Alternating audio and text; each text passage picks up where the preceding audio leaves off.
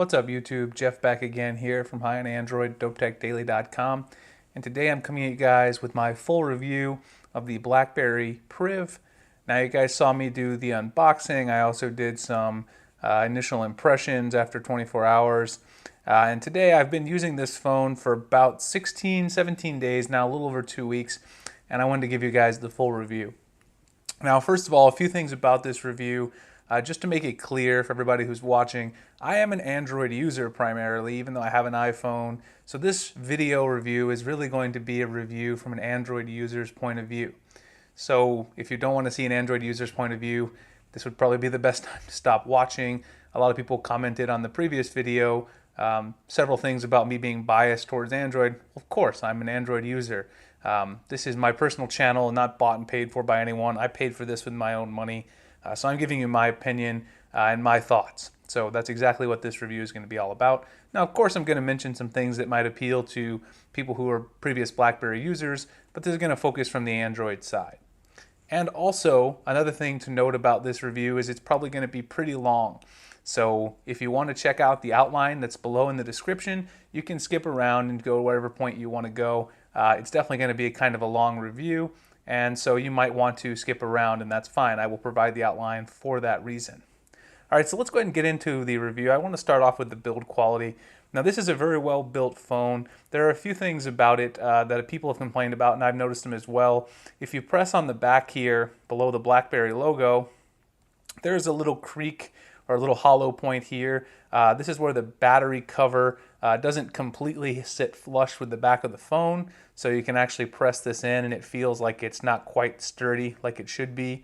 And sometimes when you're actually typing on the phone, you can also feel that creak sort of go through. So, that's one little minor gripe. It's not really a big deal, sort of right here below the BlackBerry logo.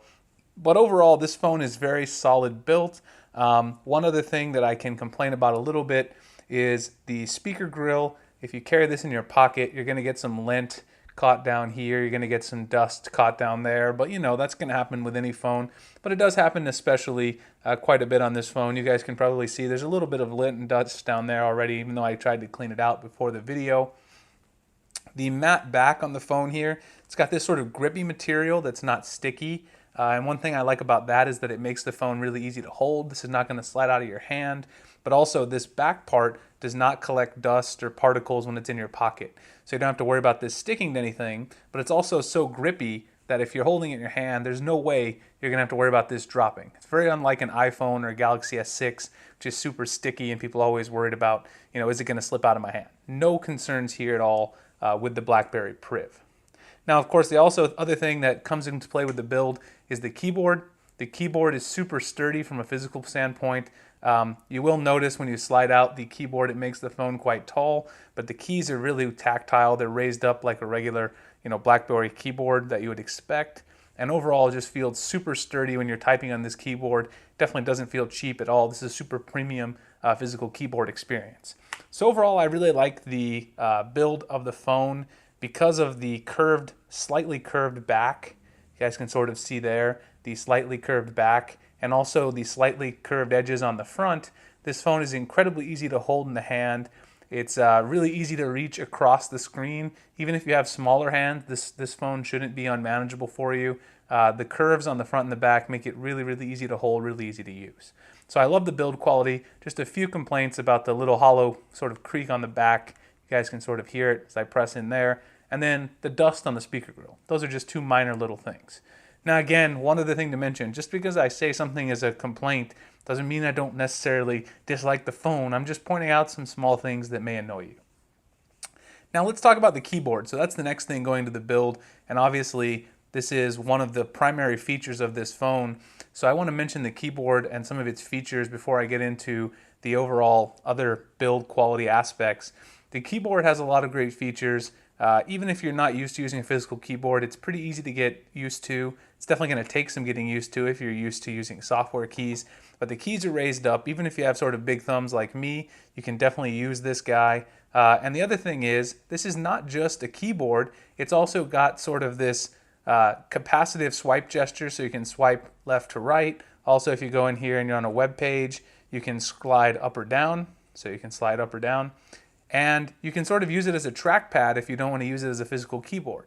In addition to that, there are a lot of great software keyboard shortcuts and other things you can do within the actual BlackBerry software. I'll talk about that when we get to the software section. But you can do long press keyboard shortcuts. You can swipe left to delete a word. There's a lot of great things inside the keyboard that are built in that make it easier to type. Now that being said, you can also use the software keyboard if you don't necessarily want to use the longer keyboard to slide it out and make the phone tall, the physical keyboard. You can use the software keyboard, and BlackBerry has a solid software keyboard as well. You'll notice if you see there's word suggestions, and if you swipe up on that word suggestion, it's going to put the word there for you. And that's a really nice feature to have, of course. But also, in addition, if you use the software keyboard, you can use it in conjunction with the physical keyboard. If I have my physical keyboard open and I need to access some of the alternative keys, I can swipe down on the physical keyboard to open up some additional shortcuts at the top. So sometimes it's easier to go up top and grab some punctuation or another special character that you might need, and that's there for you. So these gestures work great. They work in conjunction with one another. And then you also have some other great features which come specific to BlackBerry. If we go into the language settings, I'll show you one that was pointed out to me by a BlackBerry user, which I've really come to like quite a bit. And that is if you go into your keyboard settings in the BlackBerry keyboard settings and you check out prediction and correction, you'll see you have this word substitution feature. And you can go in here and you can actually set little shortcuts that will actually put a full phrase in there for you. And if I can get that into focus, you see right there, if you type my number, all is one word, then that will actually display your phone number. So I've used this one quite a few times. This actually goes through and tells you, the person that you're talking to, your phone number. It'll type it for you. You don't have to remember it. So that's great for me because I use my Google Voice number, but sometimes I might need someone to call one of my phone's actual numbers that the SIM card's attached to. I can use that and it'll send them the number right away. So these word substitutions are a great thing to use in conjunction with the keyboard. And overall, the experience is pretty fantastic. One other thing I wanted to talk about, if you go into settings from the home screen, you can see here that a couple other options are available to you for keyboard shortcuts. You've got short press and long press. Now, I haven't used short press shortcuts. I tried them, didn't like them too much, but you can go into the BlackBerry launcher, go to typing action, and then enable short press.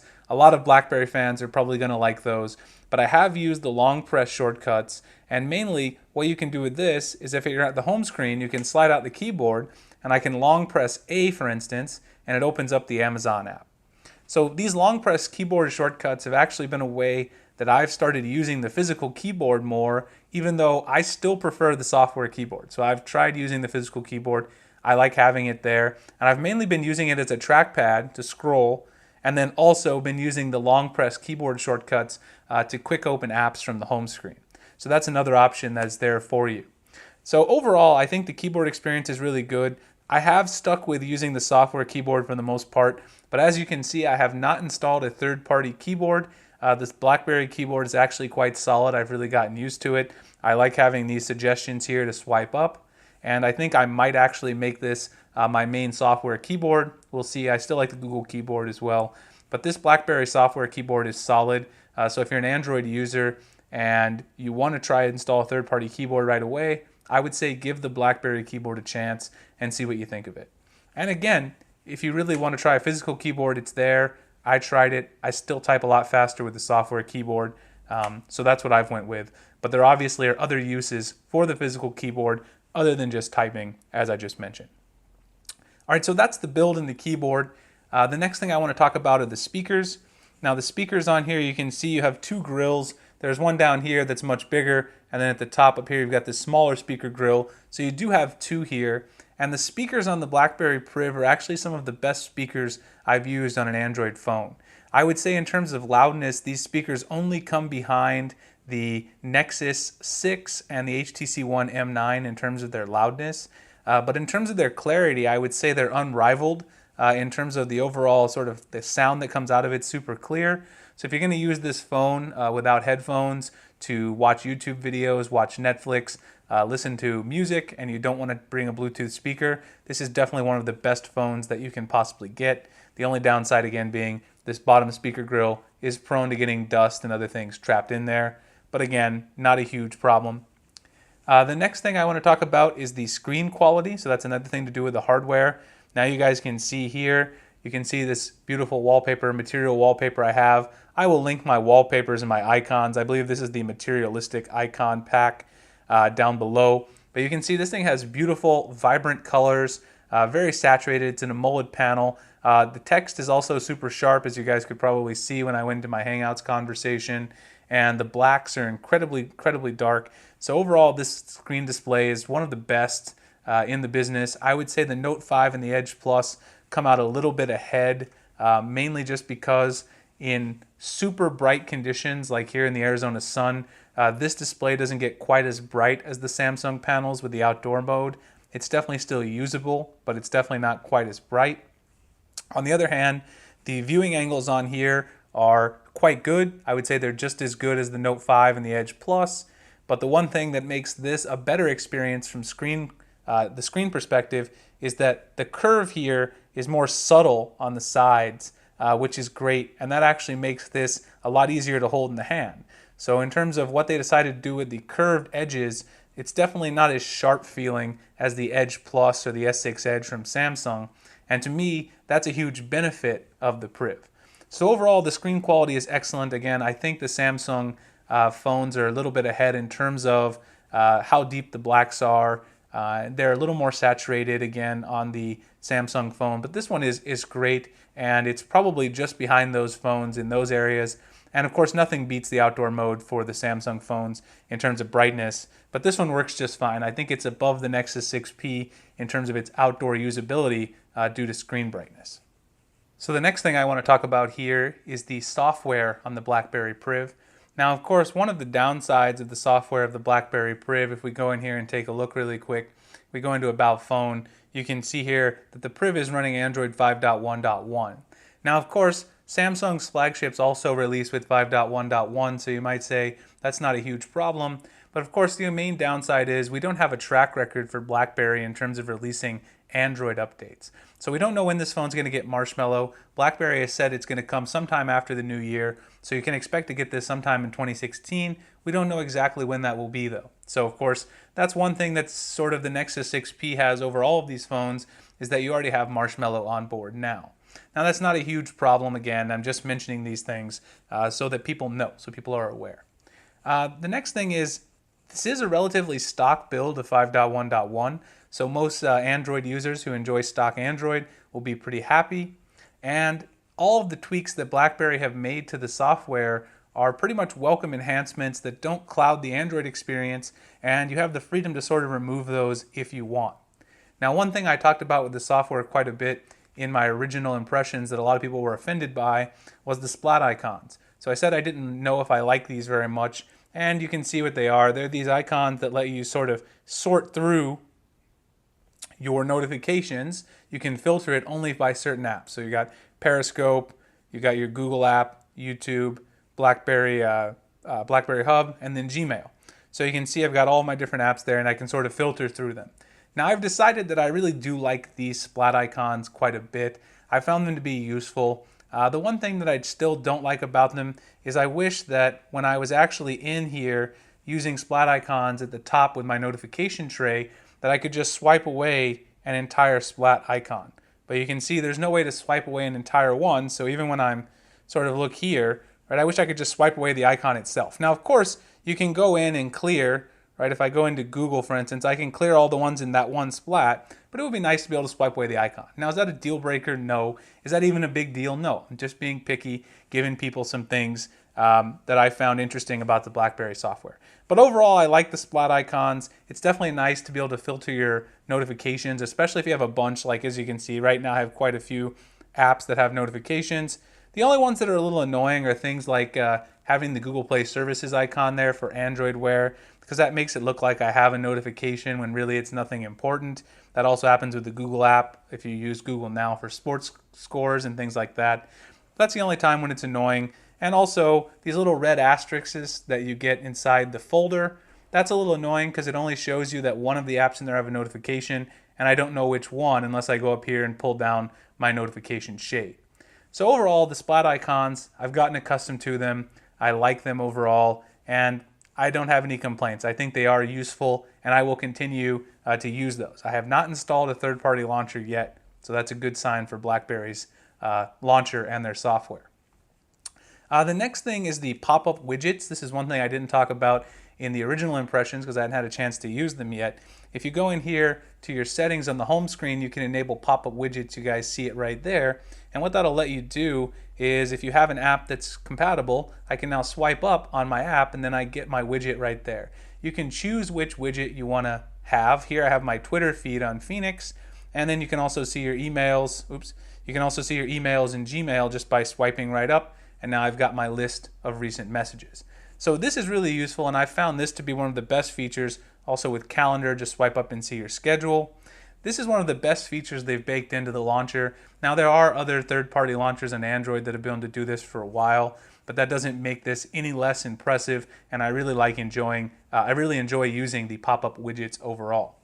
The next thing that BlackBerry has incorporated in there is the swipe up to get these quick actions here, or rather hold your back button here, your home button, and then you can swipe up to get either to Google Now, you can go to another app which is custom. I've swiped to go to my Twitter client, which is Phoenix, or you can go into the BlackBerry Hub. And let's talk about the BlackBerry Hub while we're there, because this is another thing that I was not sure about when I first did my impressions video. A lot of BlackBerry users commented, just give it a chance. And I gave it a chance for my personal Gmail account, and I just couldn't use it. But what I did do in the end is I used this for my work email. I have a bunch of work emails. I used it for my one work email that I have a lot of tasks coming in that I need to do, a lot of emails to answer. And in the end, this has been super helpful to have here for my work email because I can also check my text messages. BlackBerry Messenger, I don't use that much. I actually got Total Tech. Shout out to TK from Total Tech. I added him on there so I could test it out. But I can get my Facebook messages and my work emails right here in the hub. And then those are separated out from my Gmail inbox. Because right now normally on my Android phones, I have my Gmail inbox sort of putting all of my emails in one place. Here I can separate them out, have my work email in the BlackBerry Hub, and it's a lot better to get productivity. Now, of course, you can also swipe down and see your upcoming events while you're in the hub, which is great. You can always get your calendar. So if you're doing a lot of stuff with work, like I said, that's why I added my work email here. You can get your Facebook notifications, text messages, and take care of all your business and still see your calendar and everything right from inside the hub, which is great. The other feature that they've added is this swipe out productivity tab here, which I've also used a lot. You can get your calendar, you can get your messages for your account that's in the BlackBerry Hub, so I can see all my work email right there. You can also do your tasks. So you can see I put in my task there, Blackberry Priv review. And you can also get your recent contacts. This is in my main phone, so I haven't called a lot of people recently. I did a couple test calls, talked to my mom on this phone. But overall, I really like the BlackBerry Calendar. I've been using this over Google Calendar. So the BlackBerry Calendar's got a really nice layout. It allows you to add events easily. It allows you to prioritize your events easily, get a nice layout to look at them. You can also separate it by your account. So I can look at events from my work account and my personal Gmail account as well right inside the app, which is fantastic. So overall, I definitely like the BlackBerry Calendar, the productivity tab, and I've gotten used to using the BlackBerry Hub for my work email, and I found it incredibly useful for getting things done. This is definitely a great phone for productivity. If you're going to use it for work, primarily that's great. Now again, I could not use the BlackBerry Hub for my Gmail account, and I told you guys why, but I'll mention it again. That's because for my Gmail account, I use the primary social and promotions tab to sort my Gmail and my personal account. When you go in the BlackBerry Hub and you add your Gmail account, it will not sort your primary social and your promotions and let you choose to get notifications only for one. So I do not want notifications for every promotional email that comes in, because normally that's stuff like coupons and things I only want to look at when I want to look at them. So that kind of was a deal breaker for me. If you use Gmail labels or you use the pre-selected Gmail labels that Google has there for you, it's not going to play well with that. But I think it's great for work email overall. The next thing I want to talk about with the software is the overall experience and sort of how they've left a lot of Android intact. So one thing that you can do here, if you go to the settings, I showed this earlier, is you can actually change your icon pack, and as I said, I will link this one below. This is the materialistic icon pack.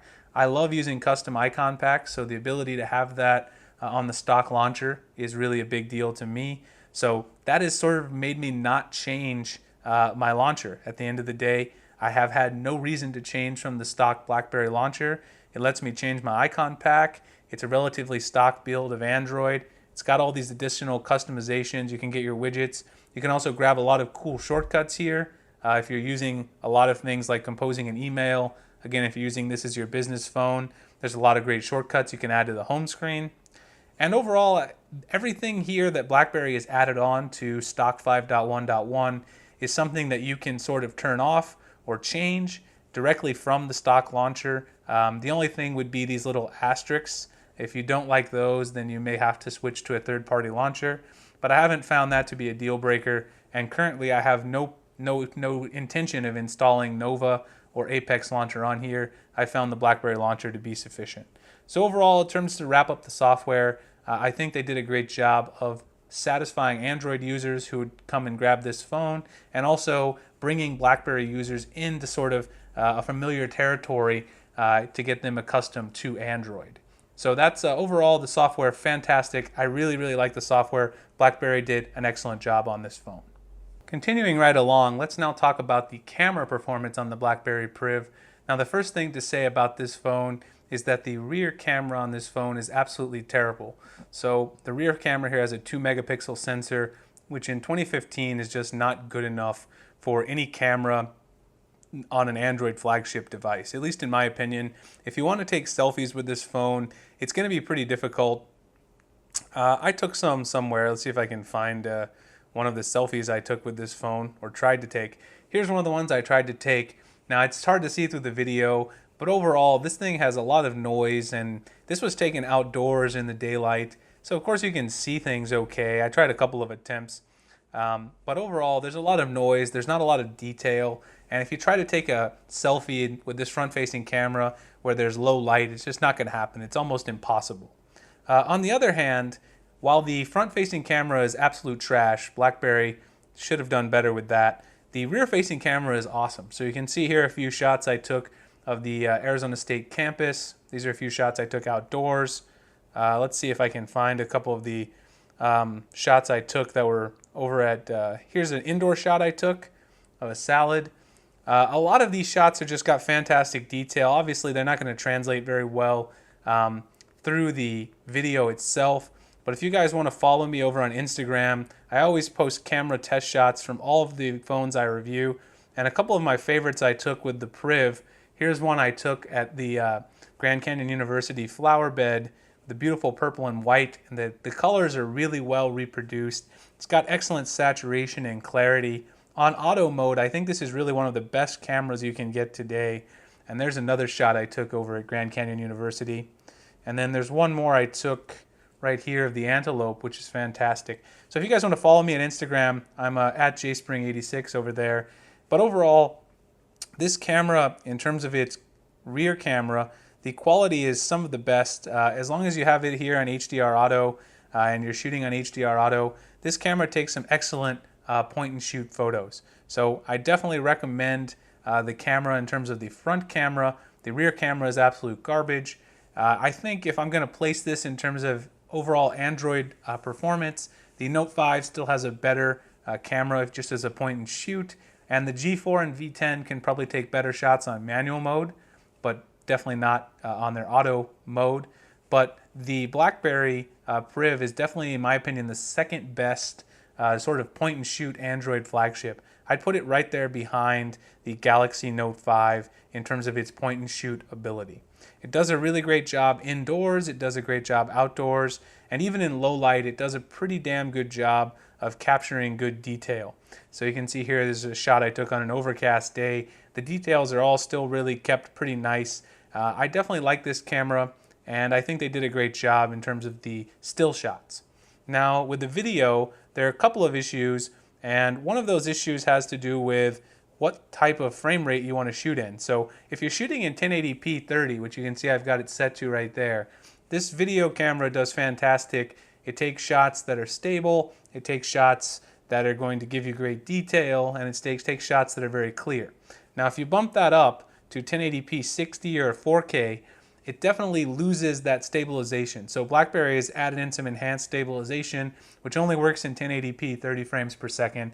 And in that particular mode, this thing does a great job with video, but it does not do that great of a job if you shoot in the higher frame rates or either in 4K. So if you want to shoot in those, you want to make sure you have a tripod or you have really steady hands, or that might be a bit blurry.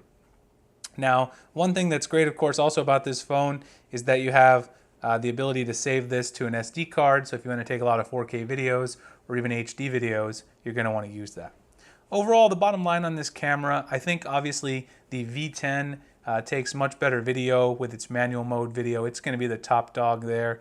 But in terms of point and shoot auto mode, I would put this right behind the Note 5, definitely in front of the Nexus 6P. It takes really nice photos that give you good color reproduction. They're nice and saturated and pop as long as you have good light. And it also does a really good job in indoor situations, and even a pretty good job in low light. So overall, the Blackberry Priv has a good camera. Should be good enough for most people. If you really want the best, you're going to have to go with the Note 5. But if you're interested in this physical keyboard and all the other features, the front-facing camera is going to be a letdown, but the rear camera is definitely going to be a pleasant surprise. It definitely was for me. All right, so now we've gotten through the camera, the software. The next thing, of course, is the battery life. Now, this one I just charged up before the review because I knew this was going to be a long video, but I've been getting beast mode battery life on this phone. I've had it paired to my Huawei watch. I've also had it used with Android Auto, my LG Tone and Infinims, lots of different Bluetooth devices. I still get 5 hours screen on time on this device on an average day, and on a heavy day I still get 4 hours screen on time. That's impressive battery life from an Android flagship. Definitely puts it in the top tier of Android flagships, and I think it puts it above the Note 5 in that category, and even on a plane with the Nexus 6P. And don't forget, the Nexus 6P has doze mode from Marshmallow, so of course, at the end of the day, Marshmallow should improve battery life, but this is still running Lollipop. So with the 3450 milliamp hour battery, I think this thing is definitely near the top, if not the top performer in battery life. And of course, if you need to top up, this thing has Quick Charge 2.0. It also has wireless charging if you buy it in the US from Blackberry, AT&T. And those things make it easy to charge up quickly and conveniently. So overall, I definitely give the battery life a top score. It's definitely probably the top Android phone right now. It's leading the Note 5, no doubt, probably right there with the 6P. The last thing, just some odds and ends about this phone. I did play some games on it, and a lot of people have complained that it gets hot. So one game that I love to play, not a promoted post, but Balloon Tower Defense 5, I play that game quite a lot. And that's the game that I sort of use the most for my gaming tests. And it does get a little hot. So this is a game, Balloon Tower Defense 5. It's a game you could easily play for, an hour. And it will heat up, but it didn't heat up so much that I wanted to stop playing the game. Also, you'll notice that the benchmark scores, I don't know if I have them saved in here, but the benchmark scores, the Antutu benchmarks, are just not really, they're not that great in terms of the overall ranking. And they're definitely not up there with the Note 5. So I would say that a lot of people have said maybe the gaming performance isn't that great. I would say that's not true. I haven't had any hiccups at all while playing Balloon Tower Defense, One More Line, any of these games. I haven't had any real graphics problems. But of course, if you want the top graphics performance, the Note 5 is still probably the way to go. The Priv is definitely not, its selling point is not its top graphics. But if you just want to do some gaming and even play some of the higher end games just casually, then this phone is going to have no problems, and it's not going to get so hot that you actually want to put the phone down. So I wouldn't worry about that at all. So overall, my bottom line on this device, just to sort of put it in perspective and to put it in a sort of a ranking with the other Android phones out there, this device is one that I would recommend to anyone who's a previous BlackBerry user who's wanted to get into the rich suite of Android apps. You're definitely going to love this phone. The keyboard's going to be familiar. You got all the software there. You got tap to wake. You got a lot of great Android gestures. You've got a pretty stock Android experience. It should be an easy transition from previous BlackBerry users coming into this experience and having a lot of the things they're familiar with. Also, if you're an Android user and you just happen to want the BlackBerry experience with the physical keyboard, you're definitely going to love this phone. The only reason I say that I wouldn't recommend this phone to every, user who asks me, for an Android recommendation is this phone as an Android phone by itself, without those special features, security, the hardened Linux kernel, physical keyboard, BlackBerry software, without all those things, this is an expensive phone. $700 or $750 at AT&T, and the Nexus 6P starts at $500. So if you're just looking for an Android phone, the Nexus 6P I think is still the best value, but if you're someone who has the extra cash to spend and you want these extra features, you want the beast mode battery life and the physical keyboard and everything that the Priv has, this is a phone that I can definitely 100% recommend to previous BlackBerry users and Android users alike. You're just going to pay a little bit extra for those features that I mentioned. Is it worth it? That is up for you to decide completely. If you need the physical keyboard, this is definitely the phone to get. It's the only phone I would recommend to anyone with a physical keyboard. It's got everything I love about Android and all these other great features as well. So that's been my full review of the BlackBerry Priv. If you guys would have any questions for me, drop them down in the comments. I'll be happy to answer them for you. Also, you can follow me on Google Plus and Twitter below in the description. You can also find me writing over at news.highandandroid.com and dopetechdaily.com. I appreciate you guys checking out the video. Please like and subscribe if you enjoy the content, and I will see you guys in the next one. Thanks for watching.